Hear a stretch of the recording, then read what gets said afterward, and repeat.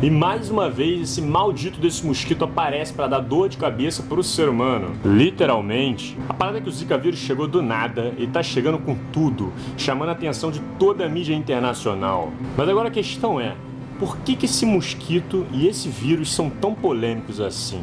Bora conversar um pouco sobre isso.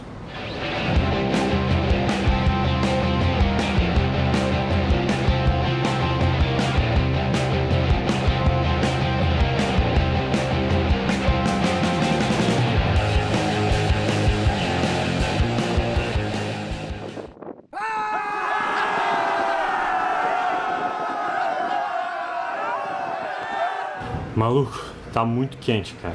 Fala, galera! Bom, eu tô fazendo esse vídeo aqui pra tentar explicar melhor e aumentar o conhecimento de vocês sobre essa suposta praga que anda ganhando muito destaque aqui na mídia brasileira. Afinal de contas, já dizia Sun Tzu: conheça seu inimigo como a si mesmo e não precisará temer o resultado de 100 batalhas. Porra aí, maluco, a arte da guerra serve até pra mosquito. A parada é que tá todo mundo falando sobre isso e tem muitos pontos relevantes a serem colocados sobre esse assunto. Muitos boatos a serem quebrados, algumas coisas que exigem um pouco mais de explicação. E acabou que o vídeo ficou grande pra caralho, então eu aconselho vocês a estarem bem relaxados nesse momento, porque o que vem aí vai ser uma porrada na mente, beleza? Tá preparado? Então vambora! Em 18 de abril de 1947, um grupo de cientistas financiado pela Fundação Rockefeller fazia um estudo sobre a febre amarela nas florestas da Uganda, na África. E pera aí que eu já vou ter que fazer um adendo aqui agora. A pesquisa ter sido financiada pela Rockefeller não significa que eles são os donos do Zika vírus. Eu vou deixar aqui um vídeo do Pirula em que ele explicou muito bem essa situação, desse boato que surgiu aí nos últimos dias. Mas, continuando, o cobaia era o macaco Rhesus 766. E depois de 2 dias apresentando uma febre meio suspeita, os cientistas resolveram levar ele para o laboratório para fazer umas análises. Para facilitar os estudos, os cientistas pegaram uma amostra de soro do macaco e injetaram em ratos. E adivinha, depois de 10 dias, todos os ratos estavam apresentando sinais de fraqueza e de febre. Foi então que os cientistas conseguiram extrair do cérebro dos ratos o culpado pelos sintomas. O culpado que foi batizado, poucos anos depois, com o nome da floresta em que ele foi encontrado: o Zika vírus. Foi então que os cientistas começaram a desconfiar que os mosquitos eram os portadores da doença, já que os sintomas eram muito parecidos com de outras doenças que os mosquitos também portavam. Foi então que 1 ano depois, em 1948, eles identificaram na mesma floresta o Zika vírus no interior do mosquito Aedes africanus, comprovando essa relação. Ah, viu só? Falei que tava no mosquito. Eu falei. Em 1956, descobriram que não só o Aedes africanus, mas vários outros mosquitos do gênero Aedes eram capazes de portar o vírus. E entre eles, o tão famoso e encapetado Aedes aegypti. Depois que descobriram que o vírus existia e era passado por mosquito, ficou fácil desconfiar que a doença poderia ser passada para humanos também. E foi em 1968, na Nigéria, que descobriram o primeiro caso de ser humano contaminado por Zika vírus. Mas, Angelo, como é que rola essa contaminação, cara? É tipo assombração? Era assim que as pessoas pensavam na Idade Média. Mas hoje nós já temos ferramentas suficientes que nos permitem entender melhor todo esse processo que antes era visto como uma assombração. Então vamos entender isso de uma vez por todas. Bom, o Zika vírus é mais um integrante da família Flavivirus, ou seja, faz parte daquela galera que adora usar mais de uma espécie no seu ciclo de vida. Existem vários tipos de Flavivírus que são passados por carrapato, como a encefalite do carrapato, a Royal Farm e várias outras doenças. E também os Flavivírus que curtem mais a vibe de um mosquito. E aí, mosquitinho? Qual é a boa? E nisso se enquadra a famosa dengue, a encefalite japonesa, o vírus do Nilo Ocidental, a febre amarela e vários outros, incluindo o Zika vírus. Mas, Angelo, por que passar por mosquito, cara? Mosquito, carrapato, só bicho escroto? A razão é muito simples. Cada vírus tem a sua artimanha diferente para passar de organismo para organismo. Você precisa de mutações específicas se você quiser passar pela saliva, ou pelo suor, ou até por relações sexuais, que é o caso da AIDS. Mas, meu irmão, pelo sangue tudo fica mais fácil. Você pode pegar quase que qualquer doença se um médico chegar e injetar uma seringa contaminada no seu sangue. Calma aí que não vai doer nada. Agora imagina se essas seringas voassem. Agora imagina se elas fossem bem pequenas e imperceptíveis.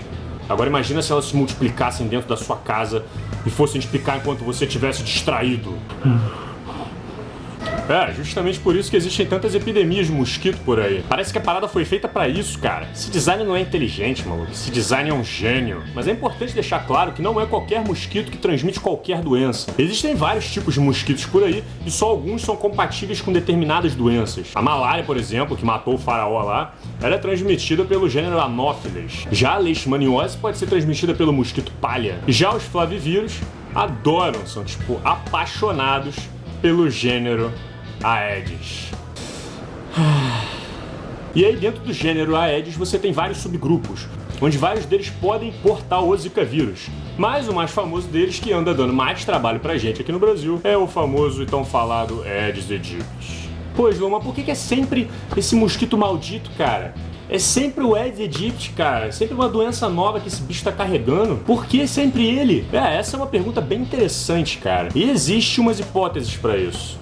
O Aedes aegypti é um dos poucos mosquitos aqui no Brasil que desenvolveram uma relação tão íntima com a gente. Enquanto os outros mosquitos aqui no Brasil vivem nas florestas, nas matas, as casinhas favoritas do Aedes aqui no Brasil são as cidades, visto a quantidade de lixo de água parada que tem jogado por aí, inclusive dentro da sua casa. As fêmeas do mosquito podem conseguir sangue com outros mamíferos, mas graças ao local em que eles vivem, é muito mais fácil ir atrás do anfitrião da casa. Além disso, o Aedes aegypti tem um hábito diurno, ou seja, eles voam e têm a maior parte da sua atividade diária, se alimentam durante o período do dia. Então fiquem tranquilos quando o mosquito vier te dar boa noite, porque provavelmente ele não vai estar carregando um flavivírus junto com ele. E esse comportamento diurno deles leva a gente a uma observação interessante. Pensa comigo, se o mosquito tem uma relação íntima com os humanos e tem hábito diurno, provavelmente você deve trocar tapas com eles o dia inteiro. Caralho, maluco, aqui, filho da puta, acabei de ser picado, cara. Olha só essa porra. Ou seja, se ele quiser sobreviver e passar os seus genes adiante, ele vai ter que ser bem habilidoso. E parece que foi isso que aconteceu mesmo. De acordo com o especialista em vetores Ricardo Lourenço de Oliveira, no seu livro Principais Mosquitos de Importância Sanitária no Brasil, o mosquito realmente parece ter desenvolvido habilidades excepcionais de fuga. Basta você fazer qualquer movimento que a fêmea já voa. E isso gera um comportamento de alimentação fragmentada. Ou seja, a fêmea tende a ficar pouco tempo no mesmo alvo. Se você faz qualquer mínimo sinal, ela já se sente ameaçada e voa, parando a sua alimentação no meio. E aí, para ela finalizar a alimentação, ela pode voltar tanto para você quanto para a pessoa que está do seu lado. E se ela optar pela segunda opção, que é a pessoa que está do seu lado, os vírus abrem o champanhe e comemoram a oportunidade de infectar uma nova pessoa. Yeah!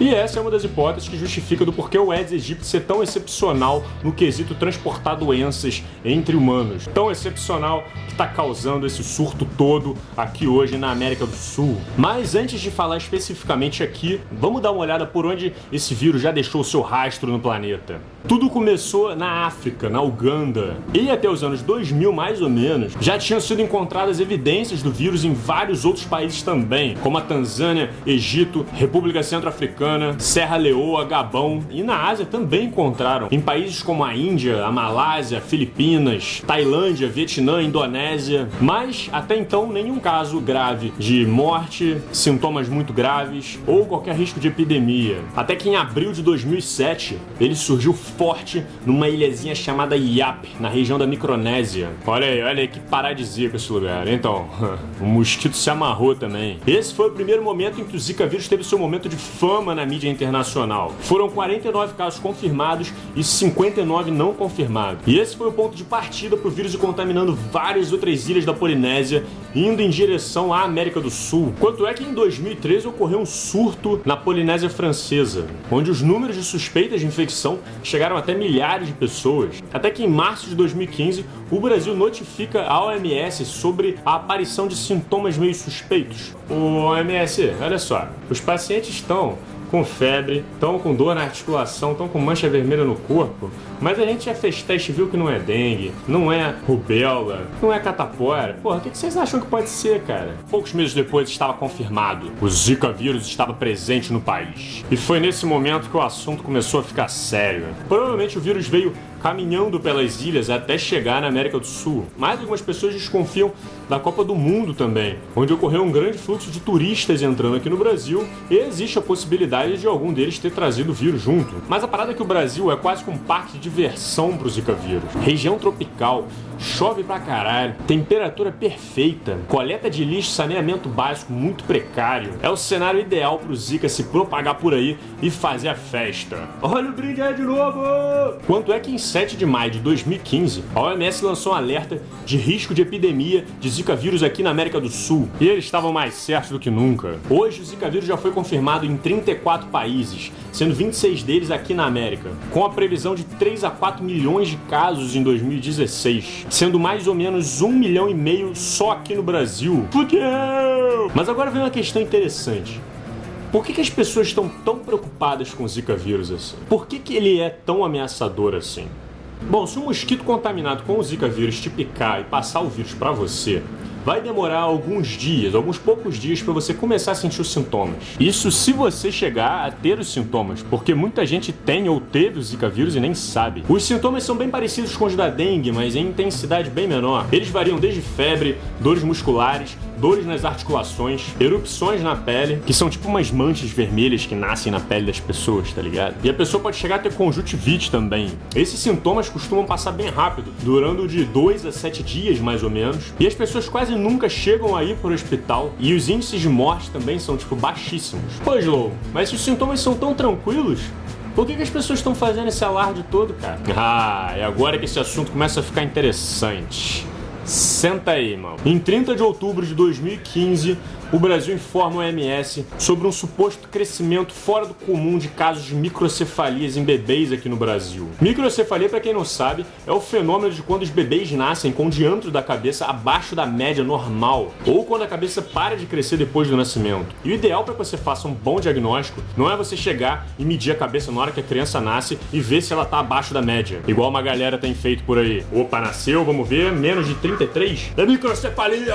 Não, a OMS tem uma tabela com os padrões esperados para o diâmetro da cabeça da criança, de acordo com o gênero dela, de acordo com a idade gestacional dela, de acordo com o peso do bebê. Porque senão você pega qualquer bebê prematuro que nasceu por aí e classifica ele como microcéfalo, quando não é verdade. Mas a parada é que a microcefalia é um caso bastante grave, já que ela pode prejudicar totalmente o cérebro do indivíduo, fazendo ele ficar totalmente dependente durante a vida ou até mesmo morrer logo depois do nascimento. Lembrando que não são todos os casos. Tem gente com microcefalia que tem uma vida normal hoje em dia. Mas a parada é que esse suposto aumento de casos de microcefalia no Brasil começou a chamar a atenção dos cientistas do mundo inteiro sobre o porquê desse suposto aumento de casos de microcefalia. E os números são meio assustadores mesmo, cara. Quando antes, em 2014, a gente tinha um total de 147 casos de microcefalia no Brasil, já entre 2015 até agora, os casos mais que triplicaram aparentemente, tendo 460 casos confirmados e entre 3.852 que estão em investigação ainda. Uma diferença bastante considerável. Foi então que muitos cientistas, na tentativa de tentar entender esse aumento dos casos da microcefalia, relacionaram ele com o surto do Zika vírus. E essa hipótese ela é bastante plausível, visto que não é a primeira vez que um vírus tem a capacidade de alterar o desenvolvimento embrionário de um bebê, causando vários problemas, o que inclui a microcefalia. Tem a rubéola, a sífilis, o HIV, o citomegalovírus, a herpes, que são todos vírus que são capazes de impulsionar a microcefalia em feto. Foi então que os cientistas começaram a investigar mais a fundo na tentativa de descobrir se essa relação é verídica ou não. E aos poucos foram encontrando indícios bastante interessantes. No dia 17 de setembro de 2015, o laboratório de flavivírus da Fiocruz identificou o Zika vírus presente no líquido amniótico de 2 grávidas. E adivinha? Fizeram um exame de ultrassom dos fetos e o resultado indicou que aqueles fetos apresentavam sintomas de microcefalia. Alguns meses depois, a Fiocruz também descobre que o Zika vírus consegue chegar até o bebê passando pela placenta da mãe. Nesse caso estudado, a mãe apresentou sintomas da doença, o bebê foi infectado e sofreu o chamado aborto retido, que é quando o feto para de se desenvolver ainda dentro do útero da mãe. Semana passada, detectaram o Zika vírus dentro do cérebro de um bebê que foi abortado depois que a mãe descobriu que ele tinha sintomas de microcefalia. A mulher era europeia e engravidou aqui no Brasil. Olha o Brasil aí, ó. Mais um indício de relação entre o Zika vírus e a má formação neurológica de fetos. Além disso, já alguns meses atrás, os cientistas começaram a desconfiar da relação do Zika vírus com a síndrome de Guillain-Barré. Porra, esse Zika vírus vai acabar com a população mundial desse jeito, maluco. Vai ouvindo. Essa síndrome foi descrita pela primeira vez em 1859 pelo médico francês Jean Landry, que observou um distúrbio nos nervos periféricos dos pacientes. Esse distúrbio acontece pela deficiência da manutenção da mielina dos axônios dos neurônios dos nervos periféricos. Porra, Slow, tu falou grego agora, caralho. Fala minha língua, porra. Calma aí que é fácil, vou explicar. É o seguinte, o sistema imunológico da pessoa começa a atacar os nervos periféricos e acaba de alguma forma danificando a bainha de mielina do indivíduo. A bainha de mielina, para quem não sabe, é tipo uma capinha de lipídios e proteínas que servem para fazer meio que um isolamento no neurônio. É como se fosse um fio encapado mesmo. Sem essa capinha, os impulsos elétricos eles são prejudicados, gerando consequências que nesse caso da síndrome de Guillain-Barré pode gerar paralisia desde alguns membros e podendo levar até a morte por uma parada cardiorrespiratória. Meu Deus do céu! Para o terror de muitos, alguns países vêm relatando uma relação entre o Zika vírus e a síndrome de Guillain-Barré. Além disso que eu falei até agora, já encontraram o Zika vírus na saliva, no leite materno e no sêmen, tendo fortes indícios de que o vírus pode passar por relação sexual. Ah, não, aí não tem como, maluco. Ô, motorista, para aí que eu vou saltar, maluco. Não, calma aí. Bom, se prepara porque agora é que eu vou entrar na parte mais importante desse vídeo. Tudo que eu disse até agora são os fatos crus. Então daqui pra frente, eu vou começar com a problematização da questão, que é a parte mais polêmica. Eu vou explicar por que o Zika vírus está sendo tão pautado e discutido em todos os lugares e por que os cientistas são tão cautelosos ao tratar desse assunto. Beleza? Tá pronto? Então, vambora! Cara, tá muito quente, mano. Vocês não estão entendendo. Bom, eu vou separar em alguns tópicos aqui pra ficar mais fácil o entendimento dos pontos que eu vou colocar, beleza? Então primeiro vamos avaliar a questão da transmissão. O Zika vírus passa por leite materno ou por saliva? Nós não sabemos. Por exemplo, o Zika vírus foi encontrado no leite materno, mas isso não significa que ele passe adiante pro bebê e consiga infectar ele. Quando o bebê ingere o leite, ele passa por vários processos de digestão, onde tem uma variação brusca de pH, ficando ácido pra caralho no estômago, básico pra caralho no intestino. E não é qualquer molécula que passa de boa nesse meio não, meu irmão. E a gente também não sabe se ele é capaz de entrar direto na corrente sanguínea do indivíduo através da boca, o que vale tanto pro leite, tanto pra saliva. O caso da hepatite C, por exemplo, ela é encontrada no leite, mas não tem problema nenhum do bebê se amamentar, porque ela não tem a capacidade de infectar o bebê por esse meio. Tá, mas Slow, mas a gente não tem certeza ainda. E se passar pelo leite? E aí? Bom, nesse caso é de que a mãe não amamente o bebê. Mas as previsões do que pode acontecer com o bebê não são tão graves assim. Se o Zika vírus realmente é o causador da microcefalia, então quando o bebê nasceu, ele já saiu da zona de perigo. O problema é que qualquer doença para um recém-nascido pode ser perigoso. Por isso, a recomendação seria da mãe não amamentar o bebê e procurar formas alternativas de fazer isso. Próximo ponto. Slow, fim do mundo, cara. O Zika vírus está passando por relação sexual, maluco. Vai contaminar todo mundo. Calma, fica tranquilo. Se a AIDS estivesse passando por mosquito, aí a gente estava fudido. E, novamente, os cientistas ainda não têm certeza se o Zika vírus realmente é capaz de passar. Até agora, tudo indica que sim. Mas até agora nada foi feito em laboratório, em um ambiente controlado, para a gente ter resultados palpáveis para analisar. E mesmo que comprovem de que o Zika realmente está passando por relação sexual, isso não é uma situação tão alarmista assim. O Átila do Nerdologia escreveu um texto bem interessante falando sobre isso no blog que ele tem, comentando sobre essa questão do Zika vírus ser passado por transmissão sexual. E a parada é que existe uma relação entre o tempo de duração do ciclo de um vírus e a forma como ele é transmitido. E o que eu quero dizer é, se o vírus tem um ciclo muito pequeno, que é o caso do Zika vírus, que fica ativo no organismo por algumas semanas no máximo, não é nem um pouco vantajoso para ele passar por relação sexual, diferente de AIDS, que fica no seu organismo o resto da sua vida. Então assim, pode até acontecer dele passar de um indivíduo para o outro por relação sexual, mas a não ser que o governo decrete carnaval o ano inteiro, isso não vai ser um problema sério pra gente.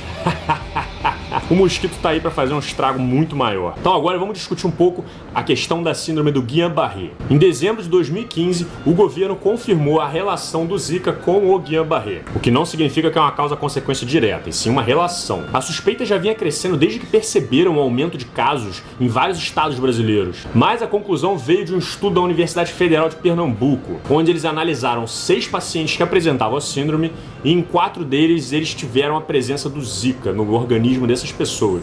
Beleza, interessante. Isso significa alguma coisa, mas isso não significa tudo. Não dá para afirmar nada sobre o impacto de doenças na população quando o seu número amostral da sua pesquisa é tão pequeno. O que a gente tem é um indicativo e nada mais do que isso. Existe uma relação, mas é bem provável que exista outros fatores em jogo influenciando isso também, como a tendência já de você desenvolver essa síndrome, ou talvez o histórico de algumas doenças que já te infectaram anteriormente. Só o Zika sozinho não deve ser o suficiente para você desenvolver essa síndrome. Porque se fosse assim, os casos de Guillain-Barré estariam disparados no Brasil. Quando na verdade a gente vê que enquanto o governo desconfia de no mínimo 400 mil pessoas infectadas pelo Zika vírus, usando as estimativas mais otimistas, a OMS foi notificada de 1.708 casos de Guillain-Barré do começo de 2015 até novembro. Isso significa que mesmo assumindo que esses 1.708 casos da síndrome são de pessoas infectadas pelo Zika vírus, o que a gente sabe que não é verdade, isso daria 0,42% dos casos de pessoas infectadas pelo Zika. Pô, Slu, mas mesmo assim, cara, e se eu for um desses? Relaxa, porque de acordo com a OMS, desses 0,42%, só 4% acabam terminando em óbito, em parada cardiorrespiratória. E os outros 96% conseguem se recuperar totalmente na maior parte das vezes, mesmo quando eles estão, no pior dos quadros. Então relaxa, que mesmo que a gente descubra essa relação do Zika vírus com a síndrome de Guillain-Barré, ela tá muito longe de ser tão caótica quanto muita gente tá pensando por aí. Beleza? Então agora vamos para o ponto mais polêmico de todos. A microcefalia. Ih, agora fudeu, maluco. Cara, o que eu posso dizer sobre esse assunto é que ele tá muito nebuloso até agora. Duas coisas são certas até agora. Primeiro, o Zika vírus consegue infectar o sistema nervoso de bebês. E segundo, o número de casos registrados aqui no Brasil subiu muito nos últimos tempos. Mas agora é preciso tomar muito cuidado, porque isso nos traz dois questionamentos também. Primeiro, será que o fato do Zika vírus entrar no sistema nervoso dos bebês desencadeia necessariamente e apenas por causa disso a microcefalia nesses indivíduos? E segundo, as estatísticas que a gente vem se baseando para analisar o caso, elas são legítimas? Elas são confiáveis? Então vamos discutir um de cada vez. Em relação ao primeiro ponto, eu vou deixar aqui na descrição um texto do blogueiro Ayrton Escobar, do Estadão, que tá bastante interessante. Ele diz que o Zika já foi identificado na cena do crime, mas ninguém pode dizer ainda se ele é o assassino, se ele é a cúmplice ou se ele era um observador que foi encontrado no lugar errado na hora errada. Bota a mão na parede aí, mané. Eu não sei de nada, hein, maluco? Eu não sei de nada. Ninguém viu o Zika puxando o gatilho ainda. E é exatamente nisso que os cientistas estão estudando nesse exato momento. Um dos experimentos que está sendo feito aqui no Rio de Janeiro agora é o que os cientistas estão utilizando mini cérebros para testar a atividade do Zika vírus dentro do metabolismo deles. A ideia é você pegar células da urina de um indivíduo e você converte elas para células tronco pluripotente. Daí você induz o crescimento dessas células para que elas se tornem uma espécie de mini cérebro. Olha que foda, cara. Na moral, a gente tem sorte de viver nessa época, cara. Porra, eu fico até emocionado, cara. E daí esses minicérebros vão ter o mesmo desenvolvimento padrão em um ambiente controlado do que o cérebro de fetos. E é aí que os cientistas infectam esses minicérebros com o Zika vírus e observam se eles vão ter algum tipo de má formação no seu desenvolvimento. E assim a gente pode concluir se o Zika vírus tem realmente uma participação nisso ou não. Foda, né? Um outro experimento que está sendo desenvolvido em São Paulo busca injetar os vírus dentro de ratas fêmeas que estiverem prenhas. E você observa o resultado nos filhotes alguns meses depois. Se eles apresentarem algum tipo de modificação e alteração tanto na formação do outro cérebro do crânio quanto no sistema neurológico deles, já vão ser fortes indícios de que o Zika vírus tem uma participação nisso. Caso não apareça nenhuma alteração, provavelmente é porque existem outros fatores em jogo, e isso é muito importante. Os resultados desse experimento já devem ficar prontos em alguns meses, e aí sim a gente vai poder ter um norteamento melhor para poder discutir esse assunto de uma forma mais sólida e embasada. Então agora vamos ao segundo questionamento, que é bastante relacionado ao primeiro também. As estatísticas estão corretas? Cara, esse é um ponto bastante complicado e polêmico. A parada é que o único pilar que a gente tem pra se apoiar são os números. Então a gente não pode negar eles completamente porque a gente acha que eles são falsos, mas também não pode se agarrar com eles em todas as forças e criar respostas imediatas se baseando em números possivelmente falhos. O importante é você avaliar os números e sempre desconfiar minimamente deles. Meia. E a OMS sabe disso. E é por isso que ela tá tão desconfiada quanto a esse caso aqui no Brasil. Você quer um exemplo? Então vamos lá. Quantas pessoas, mais ou menos, estão infectadas hoje por Zika vírus aqui no Brasil? Sério, Na moral, a gente não faz a mais puta ideia. A parada é que o Zika vírus quase nunca apresenta sintomas nas pessoas. Talvez eu tenha Zika vírus e você também, e a gente nem sabe. E o problema é que quando os sintomas aparecem, eles podem se confundir muito facilmente com os sintomas da dengue, que já é uma parceira antiga nossa, e o do chikungunya também. Sério, na moral, eu vi pessoas que trabalham na área me relatando que o protocolo que eles tinham que seguir era de identificar como Zika vírus qualquer paciente que aparecesse com qualquer dos sintomas. Ah, que eu tô com a dor de cabeça aqui. É Zika? Pô, não, acho que eu tô com um pouco de fé. É Zika? Tipo, na dúvida é Zika, tá ligado? E pior ainda, se você for fazer o exame serológico, existe uma margem de erro de você acabar identificando evidências da dengue e achar que é Zika e vice-versa, já que os dois vírus têm um parentesco muito próximo um do outro. Por isso a galera começou a optar pelo exame de RT-PCR. E no caso de Zika, tem que ser feito em um período extremamente curto, que varia de 3 a 5 dias depois do surgimento dos primeiros sintomas. Se passar esse prazo, ele não é mais eficiente. E além de não ser algo simples de fazer,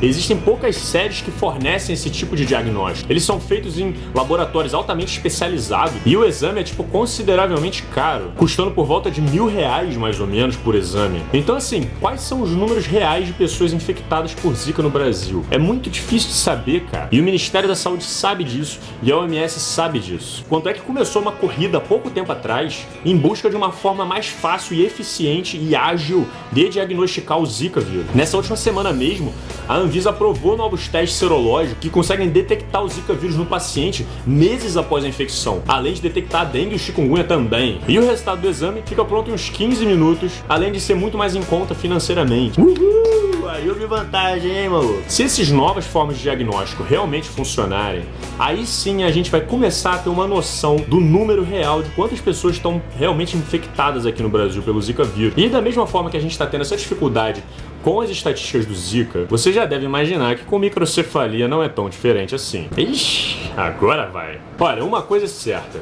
A microcefalia não surgiu do nada junto com o Zika. A parada é que ela sempre existiu, cara. Seja por contaminação com algum tipo de vírus, seja por subnutrição, seja por ingestão de alguma substância tóxica, por ingestão de álcool, de cigarro, entre várias outras razões. Fernando Reinac Estadão escreveu um texto no seu blog muito interessante, fazendo uma análise dessas estatísticas da microcefalia aqui no Brasil. E eu vou comentar ela aqui, então presta atenção. Os Estados Unidos têm uma população de aproximadamente 320 milhões de habitantes. A taxa de natalidade lá é de aproximadamente 3,9 milhões de crianças por ano. E entre elas, 25 mil dessas crianças nascem com microcefalia por todas essas razões que eu mencionei. Isso dá uma média de 0,6% de casos de microcefalia por ano, sendo que os Estados Unidos é um país de primeiro mundo. Beleza até aqui? Então agora vamos analisar o Brasil. A nossa população é de quase 204 milhões de habitantes. Se a gente for assumir que a taxa de crianças nascendo com microcefalia no Brasil é a mesma do que acontece nos Estados Unidos, o que provavelmente não é, porque aqui no Brasil a gente tem umas taxas muito mais elevadas de epidemias e de subnutrição no país. O Brasil deveria ter uma taxa anual de pelo menos 19.250 bebês nascendo com microcefalia. E sabe quanto o Ministério da Saúde registrou em 2014?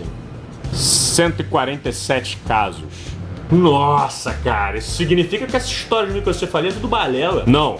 Isso significa que a gente tem um sério problema no controle dos dados que a gente usa. É bem provável que os casos estejam aumentando sim. Caso contrário, os casos de microcefalia não teriam chamado a atenção de uma hora para outra. Ninguém estaria falando sobre isso. A gente simplesmente continuaria não registrando nada. Mas a parada é que o controle, que já deveria estar acontecendo há muito tempo sobre os casos de microcefalia, não aconteceu. E agora tá todo mundo correndo atrás disso feito louco. Mas se você sair medindo a cabeça de todo mundo, sem considerar o fator de sexo, de peso, de tamanho da criança, de idade gestacional, ou usando ultrassom, é bastante provável que você vá ter uma discrepância entre os dados e a realidade. Microcefalia, microcefalia, microcefalia. Quanto é que de 4.783 casos suspeitos de microcefalia, até agora 404 foram confirmados. E ainda levando em consideração todos os casos de microcefalia pelas razões que eu mencionei antes, resta apenas 17 casos onde os bebês estavam infectados pelo Zika vírus. Você tá entendendo a zona? E essa é uma das razões da OMS estar relutando para aceitar essa relação da microcefalia com o Zika vírus aqui no Brasil. Porque além das faltas de evidências diretas,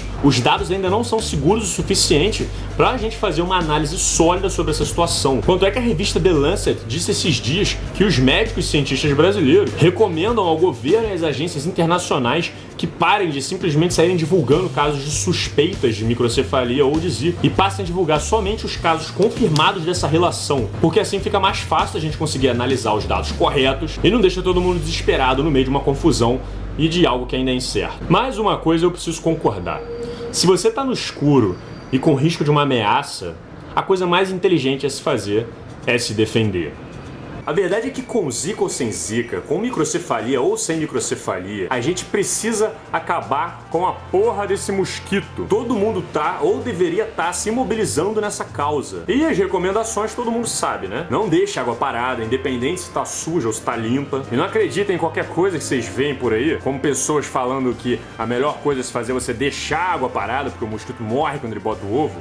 Porque isso não acontece. Parabéns aí ao responsável que ajudou a divulgar isso, tá? Usem repelente, principalmente se você estiver grávida, ou você prefere correr o risco de levar o seu filho junto, do textinho que você leu no Facebook ser falso. Vai arriscar? Vai arriscar? Que mosquito porra nenhuma, Slow. A causa da microcefalia todo mundo sabe. É o larvicida que o governo tá jogando na água que as pessoas bebem. Tá bom, vamos lá. Vamos discutir esse ponto que tá gerando uma puta de uma polêmica nos últimos dias. O Roberto Takata falou muito bem sobre isso no blog dele, do Gene Repórter, e eu vou deixar aqui na descrição pra vocês darem uma olhada depois. A parada é que tem muita gente desconfiando que a verdadeira causa da microcefalia é um larvicida que o governo vem usando na água chamado piriproxifem. Então a primeira pergunta é: um larvicida pode causar microcefalia? Provavelmente sim. A microcefalia pode ser impulsionada pela ingestão de vários tipos de substâncias tóxicas no seu organismo, que muitas delas podem estar presentes em um larvicida, por que não? Mas agora, o piriproxifem é uma delas?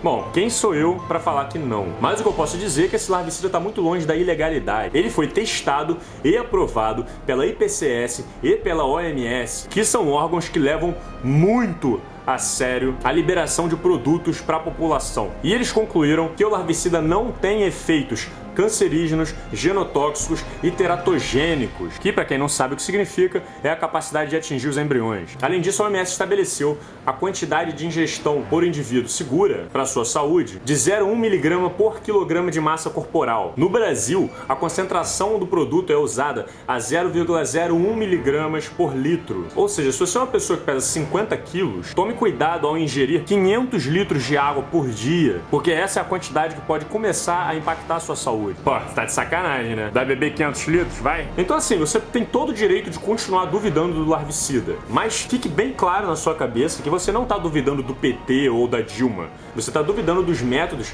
da entidade internacional responsável pela saúde da humanidade. Mas fique à vontade, isso cabe a você. A parada é que o governo e a mídia estão se mobilizando com milhões de propagandas e campanhas para conscientizar as pessoas a acabar com esse mosquito. E essa semana agora a OMS aprovou um pacote que prevê 56 milhões de dólares para ser investidos dentro de campanhas nos países que apresentam o risco da epidemia e que estão tendo que lidar com o Zika ultimamente. E o Brasil, com certeza, é um dos maiores beneficiados desse pacote.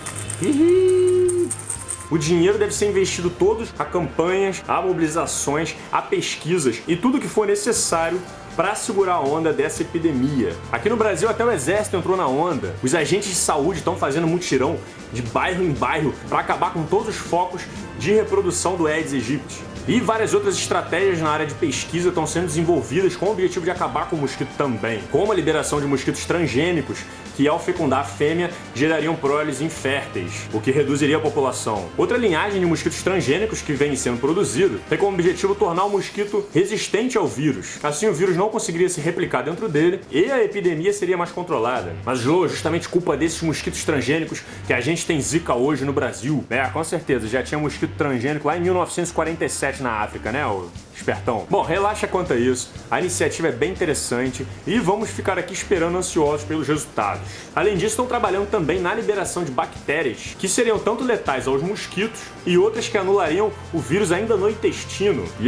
Um outro projeto que ainda está sobre análise propõe esterilizar os machos do Aedes aegypti e soltar eles no ambiente. Assim eles iriam disputar contra os machos normais e as fêmeas que fossem fecundadas por eles não conseguiriam reproduzir normalmente, fazendo com que a população dos mosquitos diminuísse a longo prazo. Bom, a verdade é que está todo mundo se mobilizando o máximo possível para tentar combater esse maldito desse mosquito que já vem dando dor de cabeça pra gente há tanto tempo. Sendo responsável pelas doenças neurológicas ou não, eles são responsáveis por transmitir doenças que matam muita gente todos os anos. Em breve, quando os resultados desses estudos que vêm sendo feitos saírem, esse cenário todo deve ficar mais claro e a gente vai ter uma noção melhor de com o que nós estamos lidando hoje. Qual é o tamanho do nosso problema. Então, por enquanto, faça a sua parte. Continue sempre se informando o máximo possível. Se você quiser se aprofundar mais no assunto, eu recomendo muito você dar uma olhada nos links que eu deixei aqui na referência, que conta com vários textos interessantíssimos sobre o conteúdo que foi exposto aqui até agora. Bom, compartilhe esse vídeo para que ele informe e conscientize o máximo de pessoas possível. Se você gostou do vídeo, dê o seu like. E assim a gente vai fazendo a nossa parte aqui no trabalho da divulgação do conhecimento de qualidade. Se você não me conhecer e quiser receber os próximos vídeos, se inscreva no canal clicando aqui embaixo e fique no aguardo porque semana que vem tem mais. Então, um abraço!